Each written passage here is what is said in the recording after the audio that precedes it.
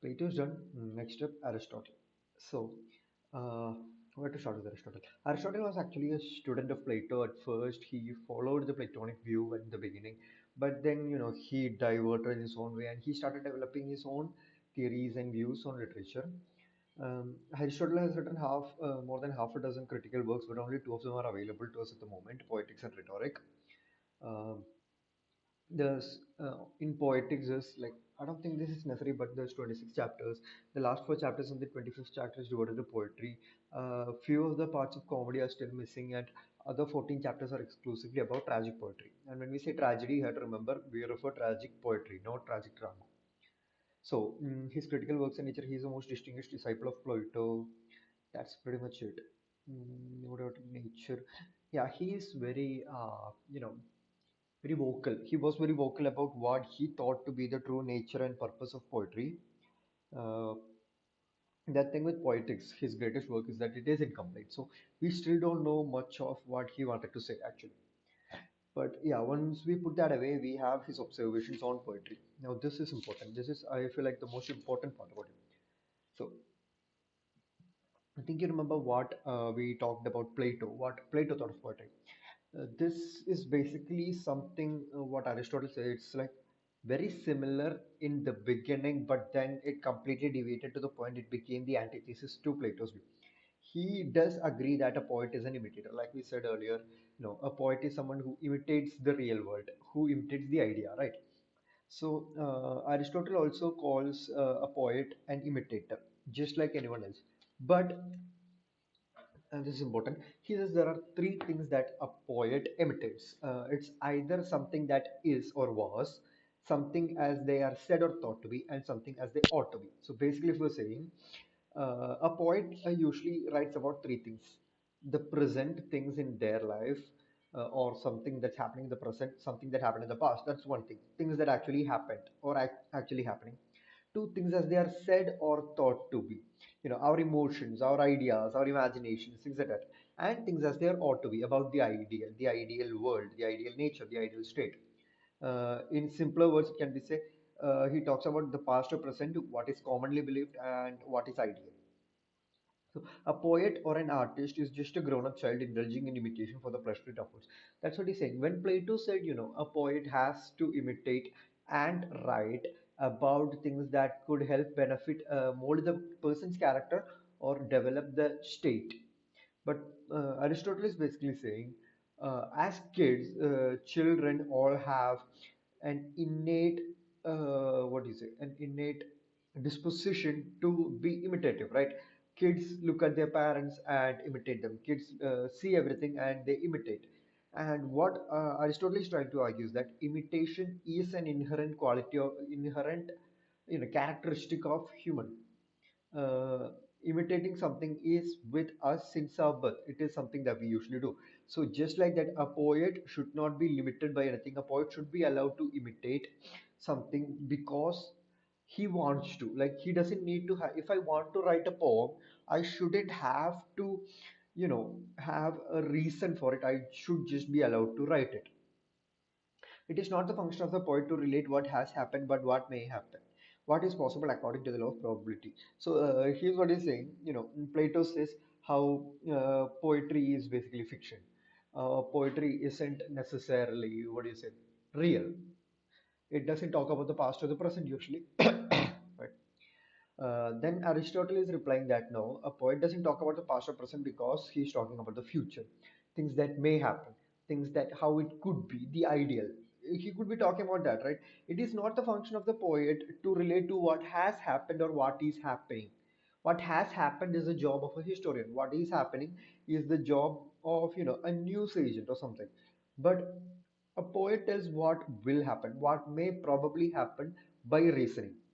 Now, also, humans have another natural instinct for harmony or rhythm. No matter who it is, someone who doesn't even speak a language or someone who speaks a completely different language, they will all inherently understand rhythm and music, right? That's the reason. Even though we don't know certain languages, we still enjoy and understand. We may not understand, but we still enjoy their music. Uh, we won't be able to if, like, for example, I don't know Italian, let's say. I can't really watch an Italian movie without subtitles and understand it, or I could sit and watch it, but I'll never be able to enjoy it.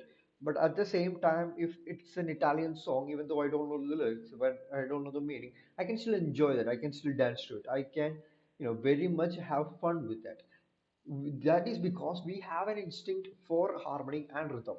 And that is again a natural instinct. So writing and enjoying poetry isn't going against nature. That's what Aristotle is trying to say. Uh, the poetry, therefore, is more philosophical and higher than history. So, as we said earlier, philosophy talks about the present, history talks about the past, but poetry talks of the future. So, technically, poetry is better than history and philosophy if you use that argument. That's what Aristotle is saying. It is just truth embedded in facts.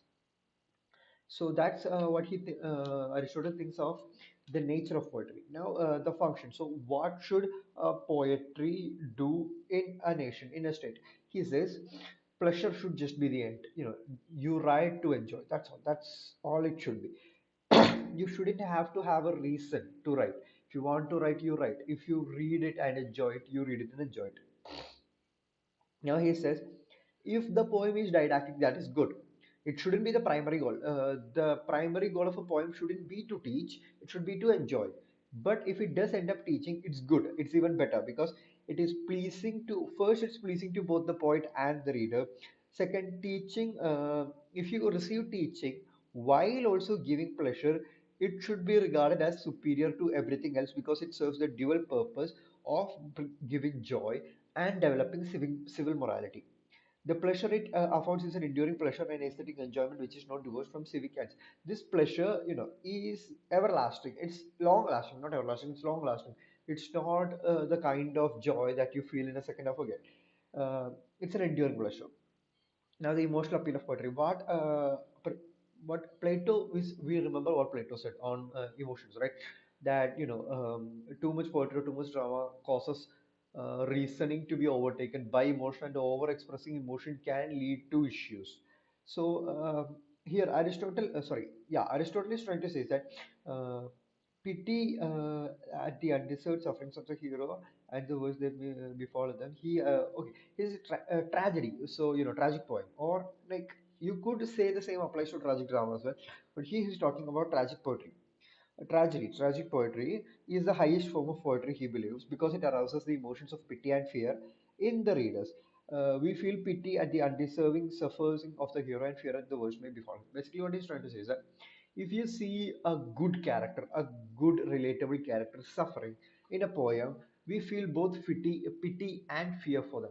We feel pity because we feel as though that person shouldn't have to deal with them, right? And we fear that things may get worse for that character. So that pity and fear grows in the reader. Aristotle doesn't fear that the thing Plato said, by feeding upon the grief of others, it is not easy to restrain in that case of suffering, because he believes this expressing it when it is necessary. Okay, what Plato said was that if you read too many poetry, if you read too much tragedy, um, and you cry a lot, you are more susceptible to crying. But Aristotle is saying if you watch too much tragedy and you cry a lot, that makes you better at controlling those emotions, and that makes you get rid of the sadness you have already inside, so you don't have to cry afterwards. I guess that, I hope that makes sense, because, like, I mean, it kind of does.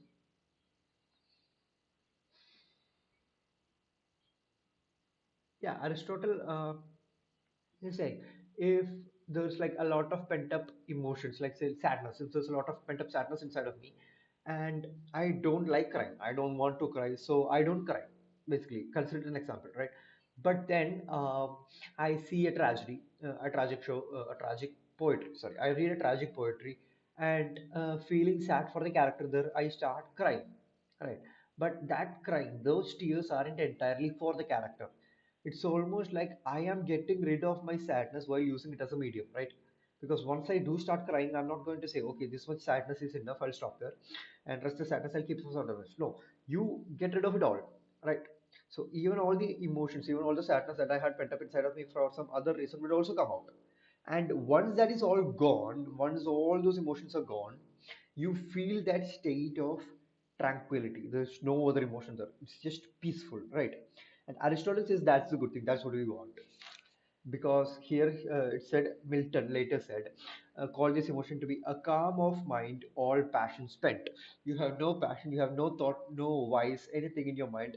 Every single thought, every single emotion, every single passion has been spent. These tragedies help as a free and full outlet for these emotions. Now, if you go in depth to what he thought of tragedy, the main character of a tragedy, now this is important. If we look at, because this same concept was later taken into drama as well. So if we look at a tragedy, the main character of a tragedy should never be, wait, before that, the a tragedy usually consists the mean actions of bad men or the noble actions of good men. Wait, no, hold on. Okay, at first, in the beginning, scratch that. In the beginning, the poetry was of two kind. It was purely imitative of two kind. Either the noble action of good men or the mean action of bad men. So good people doing good things and bad people doing bad things. Those were poetry's first ideas. The good people doing good things became epics, praising of something, and the bad people doing bad things became satire, making fun of them. Right now, in the future, as time developed, we got it developed more and more. From these, in turn, arose tragedy and comedy. So epics became tragedy, and the satire became comedy. Now we know comedy was still basically the same as satire. It could also be the bad action of good men leading to bad circumstances, but which ends in a good way. That could be considered as comedy as well. But Aristotle believed tragedy is superior to epic, as sorry, because a tragedy would have all the elements in an epic, but it would be shorter, and it has more effects, musical and spectacular effects, while epic does not have all of them. Because if you look at a tragedy, tragedies are usually short. They aren't as long as epics. Epics are long, right? Whereas tragedies are short. And as being short while containing the same amount of content, that means it's way more condensed. It's compact. And Aristotle thought this was better. Now, the characteristics of tragedy. How does Aristotle define tragedy? Now, there's a lot of characteristics here. So one by one, go over them. Tragedy is an imitation of an action. So an action needs to happen. That is serious, complete, and of a certain magnitude in language embellished with each kind of artistic ornament found in certain parts of the play. Form of action, not of narrative through pity and fear, affecting the proper purgation of these emotions. So that's a lot. We'll get to it one by one. As we know, tragedy, it's tragedy, which is poetry, which is art. It's an imitation. Aristotle agrees with that, right? It's an imitation. There is action happening there. The action done by these characters happens there. And it is serious, complete, and of certain magnitude.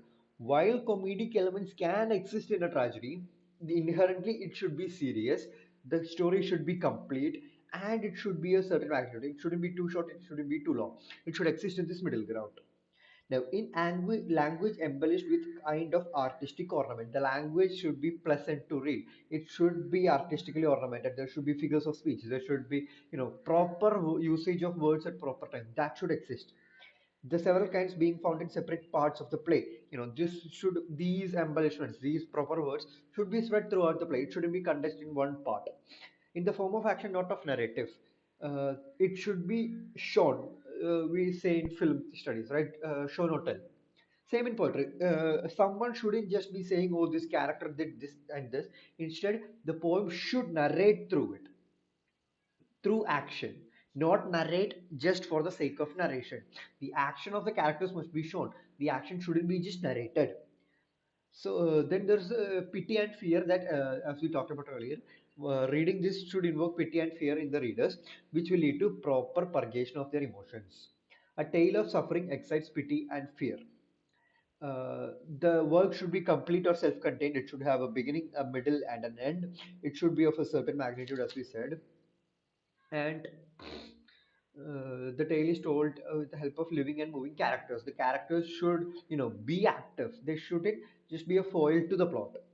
Now, its constituent parts. So, according to Aristotle, a tragedy has six major parts, or six major characteristics, or six major things that are necessary.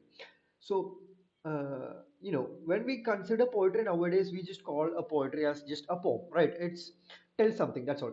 But back in these days, you have to remember tragedies and epics, they are actually stories, full, complete stories told in a poem, right? We have read the poem Homer's Odyssey, right? The entire poem tells a story. So, what are the things a story would have? But in a poetic way, we think and we'll say plot. It needs plot. It needs character. It needs thought. It needs diction. It needs song. It needs spectacle.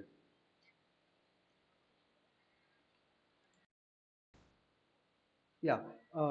It needs plot, character, thought, diction, song, spectacle. Just had to check that for a second. Now, thing here to remember is that even during this time, poetry, just because it was called poetry doesn't mean necessarily it was written down, right? It was performed, it was sung, it was, publicly speaked about. So, spectacle plays a huge role in it. I just had a quick doubt about it. Plot. First of all, first and foremost was from the plot. The plot is the chief part of tragedy. Without action, there cannot be tragedy. There may be without character.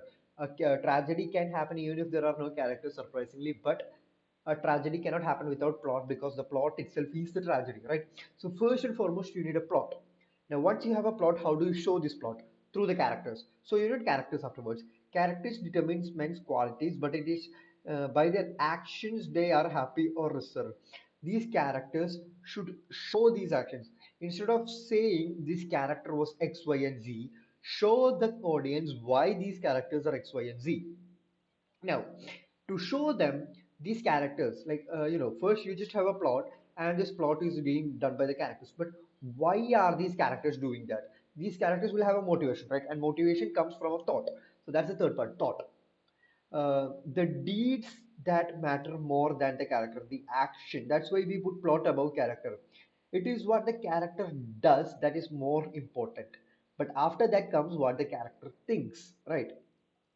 The thought imitates these characters' mental and emotional reaction to the circumstances they find themselves in. Now, after that, so now I have a story. I have characters who are showing the story, and I have a reasoning as to why this story is happening. Now I have to present the story, right? And to write the story, I need words, proper words. That's diction. The medium of diction or words embellished with kind of an artistic ornament.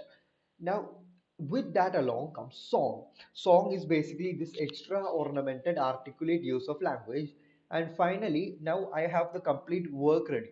But to incite the audience to listen to it, I make it grand, right? There will be like it should be a joy to stand and watch. So I add a sense of spectacle to the public so that they would be interested in actually listening to it. The manner in which the tragedy is presented to the public is spectacle. So we have plot, character, thought, diction, song, and spectacle. Now, when we come to the structure of the plot in tragedy, the structure of plot, um, we learned about the three unities, right? Unity of time, unity of place, and unity of action. While in here, we only have like found the manuscripts talk where Aristotle talks about unity of action. Now it says if any one of them is displaced or removed, the whole okay. What he's trying to say is that once you write a work, he said poetry, but let's just assume you're writing a story. All right. If I'm writing a story, once I've completed writing it, I have to go back to it and read it and take a certain part of it. If I take, like from the whole, I take one part out of the story, and I must ask myself, can this remaining story work completely without any flaws or holes, even without this part? If the answer is yes, then this part is not needed. He believes only the bare minimum, the most compact, simplistic thing is necessary there. You don't need to add extravagant, added storylines to it. In spectacle, sure, but in the plot, it shouldn't affect that plot itself. The plot itself should only contain what it is that is necessary. You don't need to have extras. Like right now, if we look at it, we know like what we say as filler arcs, or just stretching out the runtime. things like that. Aristotle believed that if you take the parts of a story and it's like a part of story is connected as whole, right? But if you take each of these parts and if any one of them is displaced or removed, the whole should be displaced and disturbed. That's how compact it should be. Now he goes to on explaining this a lot. It's not necessary as well. And you even though all of these writers did talk about unity of action, by their definition, none of them followed unity of action. Unity of action means, as far as possible, the entire tragedy should confine itself to a single revolution of the sun, or but slightly to exceed the limit, whereas the epic action has no limits of time. Unity of action basically meant that it should entirely happen within a day, which never happened. The unity of place and unity of time are never either mentioned either here. Uh, However, the plot of the tragedy should arouse the emotions of pity and fear in the audience. That he always believed to be necessary. Uh, Fear in the spectator or the reader. Now he believes that when you come to the ending, an unhappy ending is better than a happy ending, because he believes a happy ending may please us more, but it will not afford us true tragic pleasure, the one aroused by pity and fear. However, an unhappy ending will. It feels tragic for us to see, right? Now, there are two ways that these emotions can come. There's two ways an unhappy ending can come, either by theatrical effects or spectacular means. Now, that means spectacular means or theatrical effects basically means things such as physical torture, piteous lamentation, beggarly appearance, and so on. So, like the main character towards the end being tortured and killed, or being lamented, being outcast by society, being a beggar basically. That's one way to do it. Oh, and it can either happen by the inner structure of the plot. The story demands for it to happen, such as it should happen accidentally. It should be their own action that leads to it, not fate. That's what it believes, right? If I were walking down the road and I get hit by a bus, that's not that's the first kind. That's a spectacular mean or a theatrical mean. It's not my fault, right?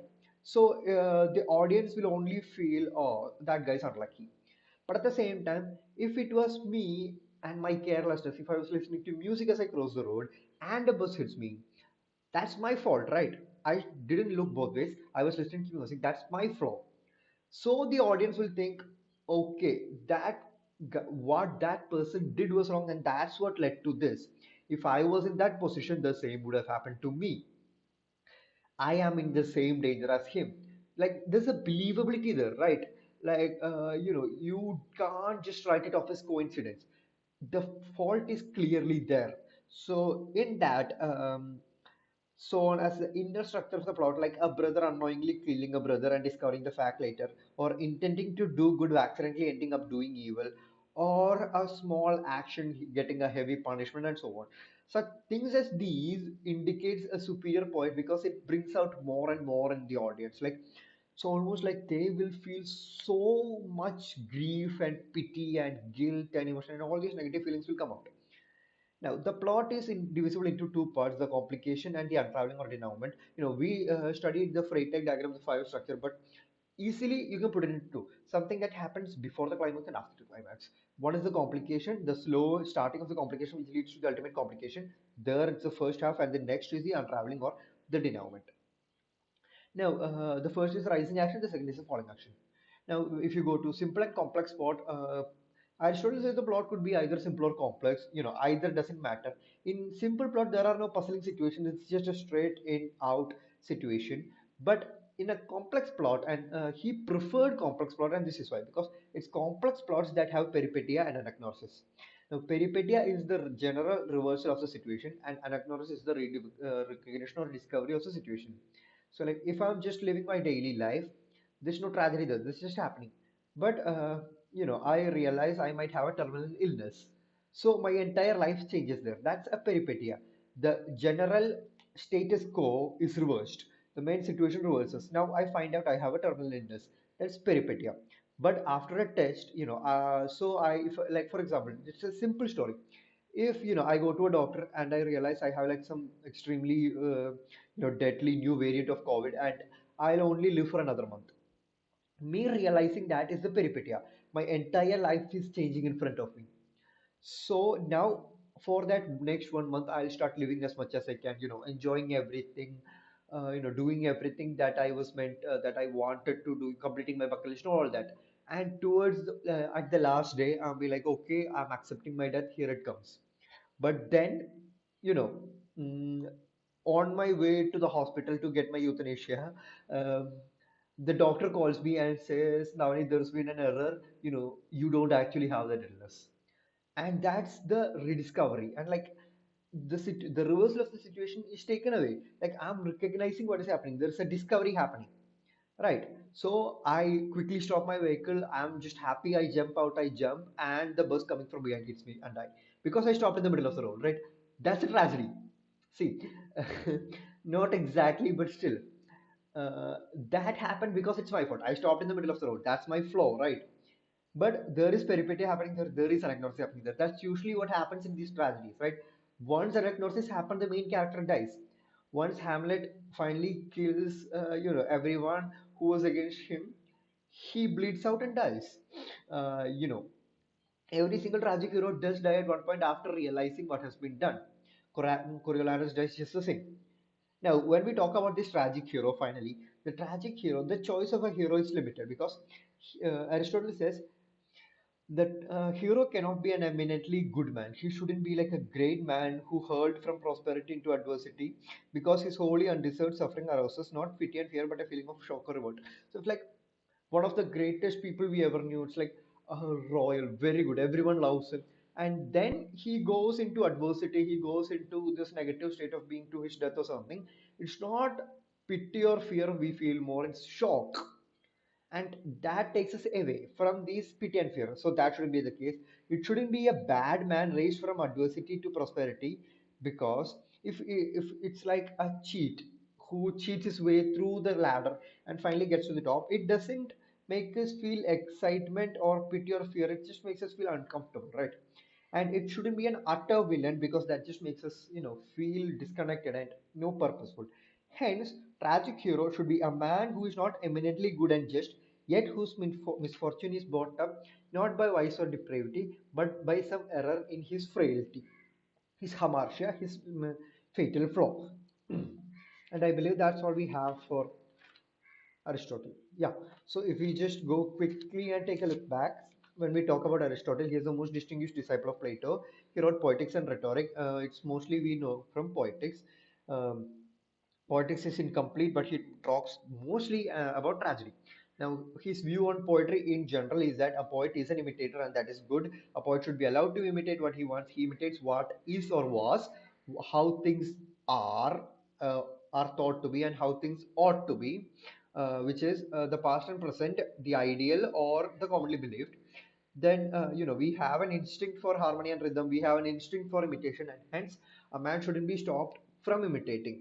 It is not the function of the poet to relate what may happen, sorry, what has happened, but what may happen. He talks about the future, hence it's better than philosophy and history.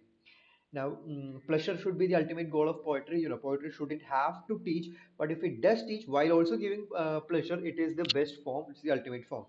Now, this emotional appeal is good because this pity and fear that we feel is good as it leads to catharsis. And it's a good quote that you can have to mention. It's very good.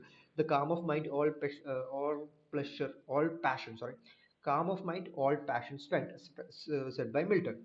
Now, if we take a look at his observations on tragedy, uh, the origin of tragedy, it came from the epic. Then its characteristics, we say it's an imitation. Action is serious, complete, and of certain magnitude. Language embellished with each kind of artistic ornament. Several kinds found in separate parts of the play, in form of action, not narrative, through pity and fear, leading to the proper purgation of these emotions. Uh, the tale of suffering should excite pity and fear in the audience. It should be self-contained with a beginning, middle, and an end. It should be of a certain magnitude. It should follow certain rhythm and harmony.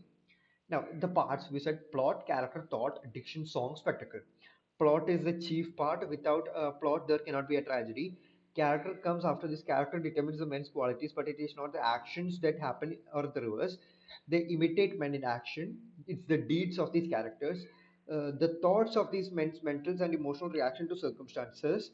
Then the kind of words that is used, the words embellished into turning it into a song, and finally the manner in which is presented to the public. Now, the structure of the plot, unity of action is talked about but never used. Unity of place is not at all mentioned.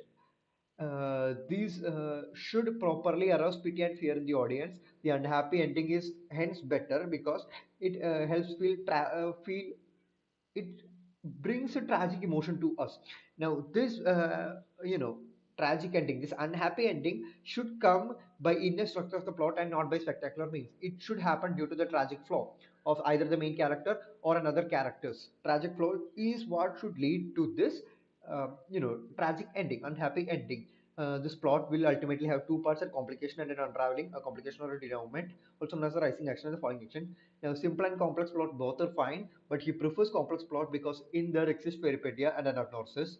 A perfect tragedy should be arranged not on simple but on the complex plan, he believes. Now, finally, a tragic hero shouldn't be the tragic hero shouldn't be an eminently good man. It shouldn't be a bad man who raised from adversity to prosperity or an utter villain. He should be a man who is not eminently good and just, yet whose misfortune is brought upon not by vice or depravity, but by some errant frailty.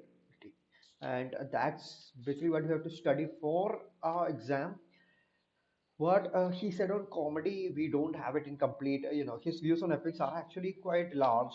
His style as well, and his value on criticism. But ma'am skipped it in class. Next up, we have Horace.